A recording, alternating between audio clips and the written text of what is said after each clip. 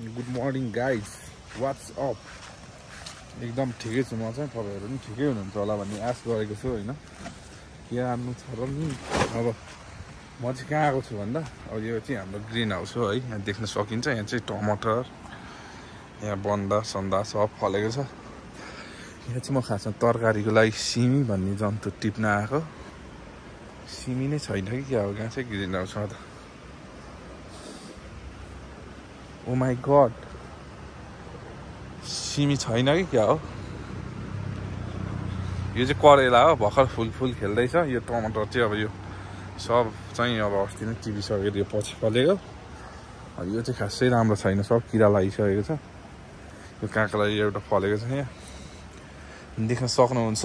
र म चाहिँ सिमी टिप्न आएको मान्छे, सिमी नै छैन त्यहाँ गाइड, खत्तम भइदिँदा हो सिमी। सिमी हराएको मान्छे भने जस्तो भयो त यार। यहाँ रहेछ नि सिमी, यस्तो फल्छ नि त हाम्रो पनि फेरि। ट्याक टिप्ने हो,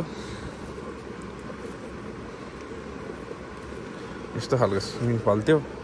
अब यही एउटै बोटकोले हामीलाई पुग्छ। अब हामी अहिले धेरै छैनौँ, 3 जना छौँ, त्यही भएर हामीलाई यसले पुग्छ।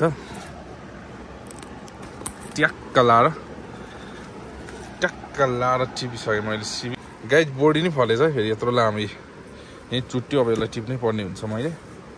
बुढी त सानो रहेछ, बोरी ठ्याक्क टिप्थ्यो, यसलाई पनि ठ्याक्क टिप्थ्यौँ। लगभग यति भए त पुग्न पर्ने सक्छ। धेरै टिपेर पनि काम छैन। टमाटर नि अब यस्तो फलिहाल्छ, तर सब किरा लागिसक्यो क्या। अब चाहिँ अन्तिम भयो नि त यो। अनि यो बोडी चाहिँ यति पाएँ मैले। पाउन चाहिँ अब अर्को नि रुख छ कि बोट छ कि भन्ने छैन। यो काँक्रा नि लगेर खाइदिनुपर्छ क्या। ओहो, यहाँ भुइँमा नि छ यो सानो, अब यो बिग्रिहाल्छ। यस्तो त भइसकेको छ, अनि के हुन्थ्यो यसरी त जिन्दगी धरा। अब यसलाई यस्तो राखिदिन्छु म। यो चाहिँ अब ट्याक्क लाएर बोट मरेन भने राम्रो हुन्छ अब 2-4 दिनमा।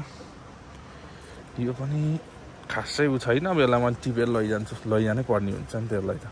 यस्तो राख्न हुँदैन, देखेपछि त यहाँबाट चाहिँ नि यस्तो गरेर चाहिँ तानेरै मैले टिपेलो काँक्रो नि। मसँग चाहिँ यति भइसकेको छ ग्रिन हाउसमा। र अब म चाहिँ किचनमा जान्छु र हाम्रो एकदम खाना पकाउने मान्छेलाई पनि देखाइदिन्छु म।